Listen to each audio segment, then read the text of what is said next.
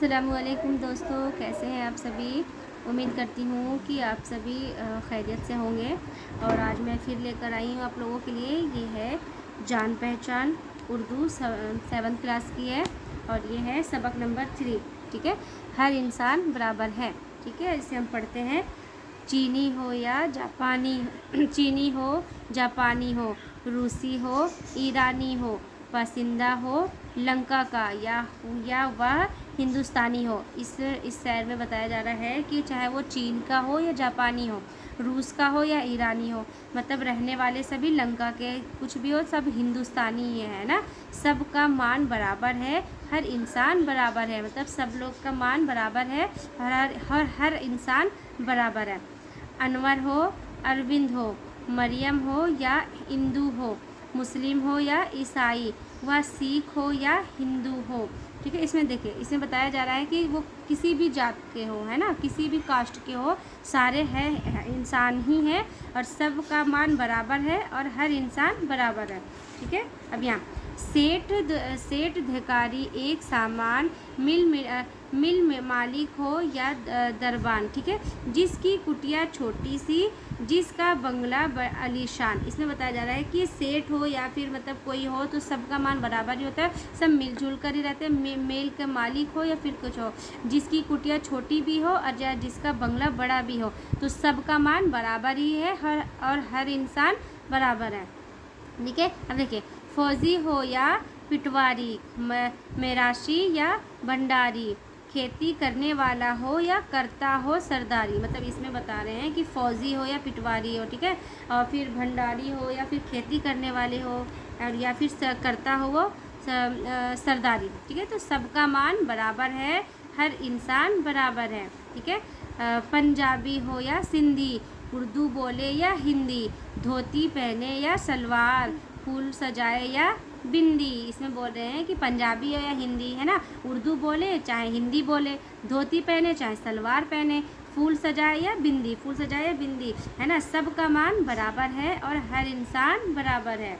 अब इसमें हम देखते हैं, काम जरूरी करता हो या मजदूरी करता हो, है ना, जो भी हो वह जैसा भी मेहनत पूरी करता है। देखिए, काम जरूरी हो या फिर मजदूरी हो, तो सारे काम तो एक जैसे ही करते हैं ना, कुछ भी ऊपर नीचे जो भी काम करते हैं तो सब एक जैसे ही भी है, मेहनत तो पूरी सबकी एक ही लगती है, तो इसलिए बोले कि सबका मान बराबर है और हर इंसान बराबर है।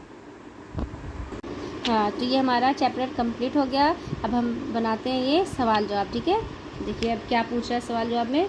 देखिए, नज़्म में किन मुल्कों के बासिंदों का जिक्र आया है। बासिंदों माने कि मुल्क में रहने वाले। ठीक है, अब देखिए, नज़्म में चीन, जापान, रूस, ईरान, लंका और हिंदुस्तान के बासिंदों का जिक्र आया है ना। अब दूसरे में, नज़्म में किन पेशियों का नाम आया है। ठीक है, देखिए, नज़्म में फौजी, पिटवारी, मेराशी, भंडारी, खेती करने वाले, किसान और हुकूमत करने वालों का नाम आया है ना। अब तीसरा है, शायर ने नज़्म में किन ज़बानों का नाम किया है, ज़बानों का नाम लिया। ठीक है, ठीक है, इस नज़्म में शायर ने पंजाबी, सिंधी, उर्दू और हिंदी ज़बानों का नाम लिया गया है ना।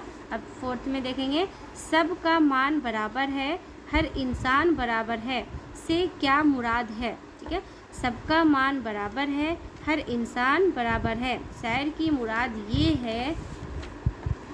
है यहाँ हर इंसान बराबर है, सबकी इज़्ज़त बराबर है, फिर चाहे वह किसी पेशे, मज़हब, ज़बान, फ़र्क से ताल्लुक़ रखता हो, है ना। अब ये देखिए, अब हमारा क्या है तीसरा, नीचे दिए हुए मिसरों को मुकम्मल कीजिए। अब देखिए, जो खाली जगह है उसे हमें मिसरे को मुकम्मल करना है। चीन हो, उस हम यहाँ पे पढ़े थे ना, चीन हो या जापानी हो, है ना, रूसी हो या ईरानी हो, तो इसलिए हम यहाँ पे वही ऐड करेंगे। ठीक है, चीन हो या जापानी, यहाँ पे आएगा जापानी, जापानी। ठीक है, अब यहाँ पे हो या हिंदू हो, यहाँ पे क्या आना चाहिए, मरियम। हम पढ़े थे ना आगे, मरियम। अब है, जिसकी जिसकी खाली जगह छोटी सी। अब क्या है? कुटिया। कुटिया माने झोपड़ी है ना, जिसकी कुटिया छोटी सी, उर्दू बोले या हिंदी। अब है यहाँ पे खाली जगह पूरी करता हो तो मेहनत। मेहनत ठीक है। अब फोर्थ में हमारा है यहाँ पे नीचे दी हुई खाली जगहों में नज्म से मुनासिब लफ्ज़ अल्फाज तलाश करें, लिखे। जैसे कि मुल्कों के नाम। अब हमें ये इस नज्म में कौन से मुल्कों के नाम आए हैं? चीन, जापान और रूस। ठीक है। अब कौमों के नाम आए हैं। ठीक है। कौमों में मुस्लिम, सिख, ईसाई और हिंदू। अब ज़बानों के नाम आए थे सिंधी, पंजाबी और उर्दू। ठीक है। ये भी हो गया हमारा। 5 में हमारा देखिए हिस्से अलीफ और बे के सही जोड़े मिलाएं। अब देखिए हिंदुस्तान का हो गया हिंदुस्तानी। अब रूस का क्या होगा? रूसी। चीन का चीनी। ईरान ईरानी। जापान जापानी। ठीक है। अब ये देखिए नीचे दिए हुए लफ्ज़ को मिसाल के मुताबिक बदल कर लिखे। ठीक है। देखिए इंसान है तो इंसानों हो गया। ठीक है। ये जैसे एक वचन बहुवचन बोलते हैं ना, इसमें वाहिद जमा बोलते हैं। ठीक है। अब ये है मालिक, मालिक के मालिकों। ठीक है। अब यहाँ पे देखो फौजी, फौजी का हमारा क्या होगा? फौजियों। अफसर अफसरों। फूल फूलों। अब यहाँ पे नीचे दिए हुए लफ्ज़ को अलग करके लिखना है, अलग अलग करके। ठीक है। अब देखिए हम अलग अलग करके लिखते हैं। जैसे कि इसमें क्या क्या आया है? काफ, टे, या और अलिफ। अब यहाँ देखिए हमारा क्या आएगा? बड़ी शीन। सलवार है अलीफ, लाम, वाव, अलीफ और रे। ठीक है। अब यहाँ पे बासिंदा, बासिंदा का बे, अलीफ, शीन, नून, दाल और हे। ये पिटवारी। पे, टे, वाव, अलीफ, रे और ये। ठीक है। अब ये है अरविंदो। अलीफ, रे, बे, नून, दाल, वाव। ठीक है। अब ये हमारा खुशखत है। खुशखत है। खुशखत कैसे लिखना है? ये है बासिंदा, ईसाई, मिरासी, कुटिया और मेहनत। इसे हम फिर देखिए कैसे इसे पढ़कर फिर हमें अच्छे राइटिंग में इसे यहाँ पे लिखना है। जैसे बाशिंदा, बासिंदा।